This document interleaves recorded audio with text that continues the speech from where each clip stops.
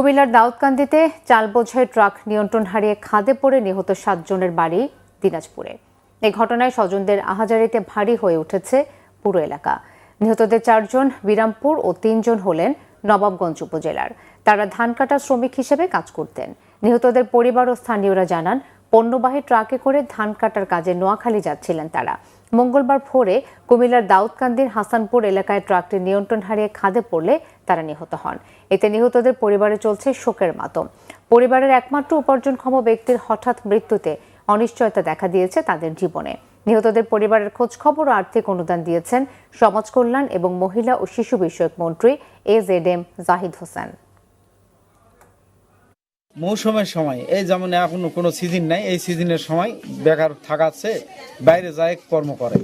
এই বেশি দিন নয়, 15 থেকে 20 দিন, উদ্যোগ 25 দিন থাকে। তারপরে আসে আমাদের ফিরে এলাকায় ধান কাটাকাটি। আপনার শালা এক জায়গায় মৃত্যু হয়ে গেছে, এখন কি জানা কুমিল্লা গেছে, কিভাবে মারা গেল, কষে গাড়ি অ্যাক্সিডেন্ট করে মারা গেছে, এই পর্যন্ত আমরা শোনা।